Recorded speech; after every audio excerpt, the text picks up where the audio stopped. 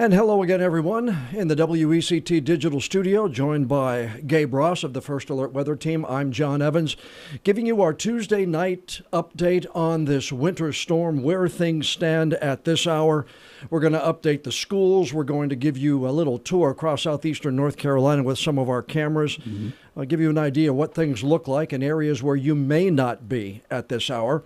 We're live on Facebook right now, and hopefully we'll answer some of your questions in the next 20 to 30 minutes here and get an update on what we're seeing and what we will see in the next 12 hours or so. Gabe, we just got off the newscast, and we've got an idea now. You folks were saying, yourself and Eric, in our meetings this afternoon, somewhere around 3 to 6 is the consensus. I know it's tough to put an inch mark on it. Sure. But that's where the consensus, at least at this point in time, sits right now. Yeah, right? you know, one thing we've noticed the last 12 to 24 hours is that the estimations for snow, especially near the coast, have gone up a little bit. And so we knew that was going to be a factor. We knew the highest amounts are going to be near the coast, but of course it really just comes down to these systems and how everything ultimately plays out. So we started seeing some snow flurries on the radar up well to the north, spots along I-95, Fayetteville, even portions of northwestern Bladen County getting a few flurries in there. Nothing that had accumulated at that point, but really the last few hours here from about maybe late in the 4 o'clock hour, 5, 6 o'clock, starting to see in some cases a trace amount of snow. But that's been the big consensus. Now, lately we have had a little bit of a dry pocket here, riding up pretty much along Highway 17, and I'll point that out to you in just a little bit, but I expect that gap's going to start to fill in, and so those that aren't seeing as many flurries right now are going to start to see some real snow showers, some heavier flakes of snow coming up before too long. Yeah, you will be at this point in time. I mean, we saw it in Wilmington before I went out to do the 5:30 newscast. Stepped outside, 5:05, 5:10, somewhere around there. Had a good bit of flurry action. Texted the kids, showed them the video, and everything else like that, and then stepped out after the 6. And it had pretty much stopped. But it's one of those dry pockets you were talking about here that you said might happen as some dry weather gets inside the system here a little bit, kind of like hurricanes when we see some dry air as it's moving around, right? A couple little dry bands that move in there. In fact, why don't you pop up Max 2? I've got the live First Alert digital Doppler sweep on here. And you can see kind of what we're talking about here. A good chunk of Brunswick County, we'll say eastern Columbus County, western Pender County, southeastern Bladen County, and just the southern tip there of Sampson. We'll throw into that mix there north and western Onslow County too, and pockets of eastern Horry County that are not dealing with too much in terms of wintry precip right now, but again, that's likely to change. You see how everything's kind of filling in there off to the southwest. So that lull's going to come to an end likely here next 30, 45 minutes, depending on where you are. Obviously, if you're to the south and west of the Wilmington metro, I think it's going to fill in a little quicker there too. But thus far, tallies really have just amounted to trace amounts of snow. Some spots compared to others look a little more like a winter wonderland with this trace coming in. Others, you're like having to stare at the ground really hard. I was outside here in our WECT courtyard, and I noticed where a couple of the sleet pellets had fallen earlier. So it looks like just, almost glazed with some little ice sprinkles there on the ground. Well, imagine take you to Whiteville. This is Whiteville right now. This is right in the center of town, right where the courthouse is. If you look up in the light up to your upper left there, you see the snow falling. You see, the white on the sidewalks. So some accumulations there. Let's go to Elizabethtown next. Yeah, this is on our Max 2 some system. there, right down from the corner cafe. You see some snow kind of gathering there on the sidewalks and on the side of the street there too. So we are starting to see some of those accumulations that you were talking about, some of those areas that have been getting the flakes and the flurries here for the past couple hours. Yeah, and real quick, by the way, at 6 o'clock, I think I had said college when we were looking down at Whiteville. I meant Madison, so thanks to the viewer that corrected me there. But yeah, point is, we've seen some of the accumulations there. The roads have been pre-treated, so a lot of the main thoroughfares there are not dealing with big snow accumulations, but as the snow gets a little heavier and heavier in terms of its rate of falling, that could lead to some issues here and there. So we saw that from Elizabethtown. Let's go ahead and jump back to that. Okay. I want to take you, I think, one other place, and that's going to be Southport. This is a spot that we were watching really closely here around the 4 or 5 o'clock time frame because it started off as a cold rain, and we were actually seeing a few little icicles form on the street light there, or the parking lot light to the very right of your screen, just kind of right over the park. And that would have been the big concern if there was, freezing rain, that kind of stuff to have to deal with. But that, Southport and spots right along the coast may have been thus far based on what we've been able to see. We've got cameras, we're stuck in realistically a windowless studio. So we're taking a lot of, tips where we can get them. But this, from my vantage point thus far, has been the only place that I've seen that's had really wet surfaces that could have a tendency to freeze. Then you add on top of that any snow that may fall, could make for kind of a messy situation here through the night and first thing tomorrow. We're hearing some folks on the WECT News on the Facebook page here asking us a little bit more. Sure. Alex Irvin, I know we're going to get into the forecast here in a minute. Alex, hopefully roads will be good to get to work at 9 a.m. tomorrow. One of the things you talked about in the graphic that you were showing earlier was, travel may not be the best in the morning. After this stuff comes through overnight, drops wherever you are, 1 inch, maybe up to 5 or 6. But this is still going to be well below freezing, so whatever's out there might be a little difficult to travel in tomorrow morning. Yeah, exactly. And as we said yesterday, this is going to be a combination of a number of factors. One, how much snow you wind up with in your particular community. Two, how quick crews are going to be able to get out to actually clear the roads. Obviously, the pre-treatment helps a little bit, but still, the ability to get that clear is going to be another factor. And 3, the temperatures too, because the colder it gets, it's going to freeze. So spots like Southport there in the parking lot, if there is any ice, it's going to make it harder to clear away. So regardless, whatever pre-treatment you may have in place, still could make it a little tough. And not just roads, we're talking sidewalks. And other walkways and stuff like that, driveways. Our Daniela Hankey was, keeping an eye on everything First Alert traffic-wise. And, it was just kind of a rapid change to see all the flights out of ILM go ahead and cancel. So, shut down. And based on what we're seeing now, of course, you can check on your individual flight if you're flying out, but it looks like some of the flights in the morning already canceling, doing the same thing. So even if spots are cleared up, there have already been some travel impacts in that regard. So, the case-by-case basis, depending on your mode of travel and everything else, but it's all going to depend on those accumulations. And funny you mentioned accumulations because, let's go to this. When we talk snowfall benchmarks, we obviously don't get a lot of snow here in southeastern North Carolina. A lot of folks think back to our most recent big snow event, which was 2018. I remember, of course, that event very well, actually out in the courtyard and everything, but Wilmington officially walking away with 3.8 inches. So if we're able to verify that here with tallies from ILM Airport, 3.8 would be the most that we've had since January 3rd. 4 inches, if we cross that, would be the most since January 25th, 2000. That was a memorable snow event as well. Yeah. This is probably one of the bigger events that people remember, the big Christmas snowstorm of 89. On December 24th. Yeah. Now the setup a little different with this, mind you. So it's a apples to oranges comparison here. But 5 inches of snow recorded on Christmas Eve. So if we break that 5-inch mark, that will be the most since that day in 1989. So a lot of big, memorable, generational storms, if you will, may have those records challenged here if the snowfall ultimately plays out. Again, we're getting some questions here. I know you're going to get back into the forecast in a second. We are asking here, do you think they'll shut down the Cape Fear Memorial Bridge? You Good and question. Daniela talked about that during one of the traffic hits on the air earlier tonight, right? Yes, we did. And, really it's going to be up to, folks managing the bridge. Snow, ice, anything like that, just travel over the bridge. If officials deem that it's not safe, they're going to shut down the bridge. They haven't promised that they're going to shut down the bridge, but based on what we're seeing, there's at least the potential. So I don't want to speak for them, of course, because there's a lot that goes into those decisions. But based on some of these snow, especially considering Cape Fear Memorial Bridge you're pretty much driving over a big metal grate, right? It's all metal, right? So it's going to be slick. So that may be one of the spots in particular that you watch very carefully.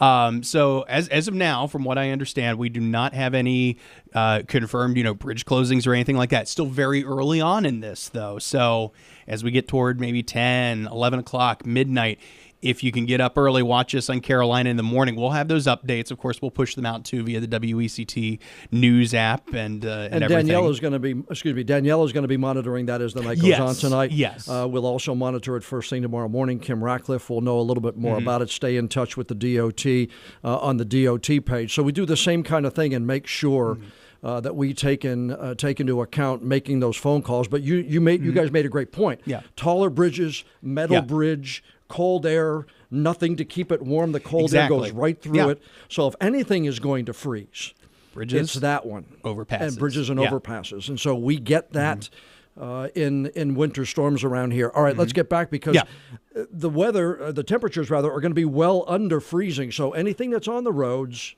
has a good chance to freeze. It's not only going to freeze, it's going to likely stick around for a couple of days because, quite honestly, likely highs tomorrow are going to be in the lower and middle 30s, so barely above freezing. May get a little melt, but then whatever happens, it's just going to refreeze. So let's take you through the rest of the evening. I have been focusing a lot on temps and wind chill because we do have another cold weather advisory in effect, so that could be the case, and sure enough, that's what it is. Winter storm warnings out for everyone else. So let's take you very slowly here. 7:30, 8, 9, 10, 11. That snow starts to fill in. Here's a stop point about 11:30. Temps still below freezing. Those wind chill values back below 15, which again has prompted this cold weather advisory. I wouldn't be surprised some spots, maybe up near Jacksonville and Onslow County, up near Kenansville, Duplin County, some of the more rural areas that don't have a lot of heat. You know what? It's going to get cold. And some of those wind chill values in the single digits, upper single digits to be specific there. Now here's 3 o'clock. Modeling at this point, starting to kind of have everything taper off a little bit, or at least more so to the southeast. So let's take you forward from there into Carolina in the morning time here. And I'd imagine around 5, 6 o'clock, the worst of it is done. Maybe some residual snow or snow flurries right along the immediate coast. So we're talking maybe the southern tip of Brunswick County near Southport, parts of Oak Island, Yopon Beach, BSL, maybe Curie Beach, Fort Fisher, down that way. May still have some lingering flurries there. But everyone inland, a lot of that's going to start to wrap up late during the overnight. We're starting off in the low 20s. This is likely our coldest point in the morning. And while we will get some sun, may feel nice to the face, still got some wind blowing, and it's still going to feel like the teens. This is 11 o'clock in the morning. 28. Yeah, 28 degrees. And then here are high temperatures coming in the afternoon, 3, 4 o'clock, just barely above freezing. I think there are spots inland that don't quite get there. So that means, this is not going to melt anytime soon. Now we get back deeper into the teens, like actual air temperatures expected to drop as skies clear out heading through Wednesday night and Thursday. So it's going to get cold. It's going to freeze again. Friday, same thing. We'll make some gains, get a little more melt, and then for the next several nights, we'll have sub-freezing temperatures. So it's all just going to refreeze. So not just tonight, not just tomorrow night, but maybe the next night too. If roads aren't clear and things are still slick, could be running into a number of travel problems there too. All right, we have a great question here. I wanted to ask. A lot of people are asking about, what are we looking at on Thursday? And we'll get to that in a second. Sure. But Cameron Lowe has a pretty good question here. What has made this storm so challenging to predict? In particular, he says the disagreements and accumulation between the major weather outlets and the local stations. Sure. What's made this one so difficult? That is a great question, Cam, and thanks for that. We'll kind of talk about this twofold. First, let's start on the modeling end. Computer models that we've been looking at, a lot of the major ones, the Euro, the GFS, several days out, they're each going to have different scenario. They're keying in. Those models are keying in on very different things. One, the position of high pressure. 2, the track of where any moisture is going to be. The other end of that, too, is that this moisture that's passing us off to the south, not really associated with a solid area of low pressure. So that makes it a little more unpredictable here in terms of where exactly that moisture is going to pass by. So you've got that. In addition to, let's be frank, I've had a lot of folks say, oh, well, my Weather Channel app is saying this, this, and this. Well, let me be honest here. A Weather Channel app is going to be a complete computer algorithm. It's going to change on a moment's notice. You will get no consistency. The difference with our first alert forecast is that it's updated by us humans. So AI hasn't completely replaced us yet, right? Right. But that's why. There has to be some consistency in the forecast. So the second we get an outlying model run, something that spits out 10, 12 plus inches of rain, you know what? We're not going to take that and run with it. We may say, that looks a little suspicious. Let's see what the next run does. Maybe we'll trend in that direction, but we're not going to go all in, got a royal flush in poker here. And so those have been some of the challenges. Obviously the Weather Channel's a huge media outlet. The Apple, oh my goodness, the Apple stock app. Yeah. I'll try to maintain my composure here and my exact feelings about that. But they're all computer generated. Right. There is no semblance of a meteorologist locally who understands the southeastern North Carolina climate like your first alert weather team does. And so we make those subtle changes, unlike the computer that just, goes willy-nilly. And you're also contacting the National Weather Service here in Wilmington, those experts. You take a lot of different things into account here. And I think while admitting there are challenges, you guys have been so solid as far as the potential. And I think that's the key here, the potential of what might happen. When you're 4 or 5 days out, all it is potential. Yeah. I mean, you have you don't know 100%. And so I think you guys have done a great job kind of telling us what could happen. And as you look at the way it's played out, you guys have been pretty much right on the ball. Yeah, part of why we first alert, why we do that here at WECT is to give you a heads up as to what's coming. Yep, you see the action day tags, you see the alert tags and stuff like that. To some, it may be a nuisance, but why we do it is to kind of elevate that, get your attention. Hey, let's look ahead to this. This could be something that you need to pay a lot of attention to. And so that's exactly why we did it. The numbers are always going to be, hey, the closer you get to it, the better. Right. But that's part of why, late last week we weren't like, oh yeah, we'll get, 8 to 12 inches here because you know what? Yeah. There'd be no consistency. And I guarantee if someone were to look at that forecast, come to us now and just be like, oh, well, you said it's going to be this. Yeah. What's the old adage? I wish I could be a meteorologist, be wrong 50% of the time and still have a job. Yeah, I don't want the job. We hate that saying, by the way. I don't want the job. All right, a lot of questions tonight on the Facebook Live. What are people going to get? Here's your snowfall model. Okay. Here's, at this point, 7:47, I guess, on a Tuesday evening. Here's what we're looking at. Again, based on the high res, one of the models you look at. Correct, yes. And so this has a lot of consistency with the Euro, which really the Euro has been pretty consistent in a lot of this. Every model's going to have its leniency, so don't come at me with like, oh, well, the 18Z from the... Either way, this is what we're looking at. This does not, by the way, because this is set to the current time and going forward, this does not include any trace amounts that we have had thus far. So we're talking additional accumulations to this point through about Wednesday afternoon. So already some overperformers off to the north. So 1 to 2 plus inches from, the I-95 corridor to portions of northern Bladen County, Sampson County, northwestern Duplin, and then a 3 to 5, maybe even 6-inch patch or two for the rest of southeastern North Carolina. But you see the general trends, and that's that those tallies are higher, closer to the coast. Right. And in the dark blue, the computer model saying, hey, we could have some spots that go a little bit above and beyond. And based on what we're seeing, that could very well be the point, especially since those are going to be the last spots that see this moisture ultimately move out of here by the time we get to tomorrow morning. You made another great point earlier today, too, is that when we get rainstorms, some areas get a little more rain than other areas get.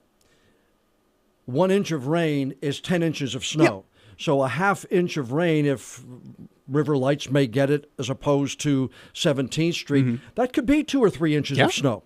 And when you're dealing with that, that's why Oak Island here might get 6 plus, and Southport might get 5 plus, because it's just the difference in this precipitation. Exactly. It's the kind of precip that falls, the kind of rain, snow, what have you. It's really easy in the summer. Think about it. We have a downpour that moves through. Like if it's an impressive tally, it's an impressive tally. Yeah. Now imagine something like that happens and it's snow. Now you're talking inches of difference with just 1/10 of an inch of additional raw water here that's falling. So yeah, there's so many little caveats to this entire forecast. That's why I don't want the job. Winter weather is an extremely tricky animal. And the other thing too, unlike, tropical storms, I was telling our crew this earlier, this is going to be an hours-long process. Yeah, we're not going to have to cut in and be doing, tornado warning coverage or anything like that, but this is just going to be a slow process. Those that have come from the north or come from snowy environments, it's a slow process. Yeah. So it's now our turn to have it. Okay, here's the ice. You were talking about the potential for ice falling on top of some of the snow. Yeah. And, kind of mixing in there if we get a little warm intrusion there. And really the odds of that happening are going to be slim. And I think they're going to be relegated more so to southeastern Brunswick, southern New Hanover, if that's the case. You notice plenty of those inland zones. A majority of you watching, this is mainly going to be a snow event. But you pack that into some of the snow that already falls, that makes that travel just a little more difficult. So we're not super concerned at this point with major ice accumulations, especially because that would result in additional power outage. That's why if you've looked at our impact graphic that we've been talking about for a few days, we're not worried about it because the threat of ice is just so much lower, especially compared to last week. Okay. What else you have? Any more graphics here? I think that's it for me. Okay. We're going to keep tracking it. Meteorologist Eric Davis and I are here all night and until Gannon and Ella get here tomorrow morning. I think we've got Colin Hackman in tomorrow as well. So the whole First Alert weather team keeping tabs on this. So we'll be watching this as well. Please send in your pictures, of course, and any ground truth observations, measurements you may have too would really help us out a lot. So we can kind of share those. But that's what we're watching. Let's take you around southeastern North Carolina. Here's downtown Wilmington here. Okay. Not really appears to be a lot on the sidewalks here. Then we'll take you. This is Surf City. You can see if you look up there in some of the grassy areas there. We could see on this camera a short time ago, one of the lights, you could actually see some of the snow falling, but not seeing that as much right now. If we go to Elizabethtown, there you see that camera, and you see it again on some of the sidewalks, on some of the parking areas there on the Elizabethtown weather camera. Whiteville, this one's probably been most, and if you look at the light up there, still snowing up in the Whiteville area. So we know that community is going to be continuously getting it. Isn't that beautiful, though? Yeah, it is. It really is. Sorry, I know we're talking about impacts and everything, but boy, if you can just be home and just kind of enjoy this, it is such a beautiful sight. There's nothing like seeing a snowfall. Yeah, and it's quiet. Yeah. That's what I like about snowfalls. Okay, before we leave, let's give you an update on the schools for tomorrow, because here's how most of the area public schools and colleges have done as far as making schedule changes. New Hanover County and Brunswick County schools are on remote learning for tomorrow, along with Bladen County and City of Whiteville schools. Pender County schools are closed on Wednesday. Columbus County schools had closed originally for a workday, so they're going to keep that schedule. John is switching the graphic. And I'm going to switch. There you go. A little 2-second delay. These are the community colleges and UNCW. UNCW is closed. All activities canceled for tomorrow. Brunswick Community College and Bladen Community College also closed. Remote learning for Cape Fear Community College tomorrow, and also for Southeastern Community College up there in Columbus County. So we know that Whiteville, some of these areas have already seen snow. We know that the snow is going to continue. If you're seeing some dry patches right now, as you said before, in the next, hour, 90 minutes or so? Yeah, take a look at, if you want to pop Max 2 back up there in the router. Yep, there we go. And just kind of show everyone, that dry gap is starting to close in a little bit. So spots near Calabash, right along the state line, Tabor City. Yeah, hey, that stuff's starting to pick back up once more. Holden Beach, some flurries there. So yeah, it's coming back, and so we'll be watching this as far as the rest of the evening is concerned. So as far as all of those of you on the Facebook Live asking if you're going to be getting snow or freezing rain or sleet, it's going to be snow. If you're not getting it now, it will likely restart or start again in your community within the next, safe to say, hour, 90 minutes? Oh, yeah, probably sooner than that. And thank you. That keeps me from having to type back a bunch of individual responses. Right, yeah. To individual. But, yeah, this is basically it, folks. You're going to be seeing snow. We're seeing it on the radar now. And if there's a dry pocket for now, it's going to fill in. Yep. And so, once again, we want all of you to make sure you stay safe. Gabe and Eric are in this evening. They're going to be keeping an eye on the Doppler, keeping an eye on all of the models and everything else like that. We'll have the very latest tonight at 10 on WECT News on Fox Wilmington. And then, of course, on WECT News tonight at 11. We have crews coming in for the overnight to report first thing in the morning on Carolina in the morning. That will be starting at 5 a.m. Kim Ratcliffe, Bill will be in there. Bill Murray will be in to give you everything, traffic, all that other kind of stuff. We'll have it tonight. We'll have it tomorrow. And again, I know you guys will be keeping an eye on it. So, but thank you. I mean, you guys have been around the clock. And I know if there's anything that needs to be pushed out, you'll push it out on the WECT News and weather apps, right? Yeah, absolutely. And remember, we've got the interactive radar on there. So if you're curious what's going on in your area, download it. It's a free download, but you can actually see what's coming down. You can also go a little bit into the future, too, and see what the trends are going to be for the next several hours. In an event like this, I think you're going to get some good data that comes in. Okay, good deal. Thank you for joining us. On behalf of Gabe Ross, I'm John Evans in the WECT News Digital Studio. Stay safe, and we will see you tonight at 10 o'clock. Take care.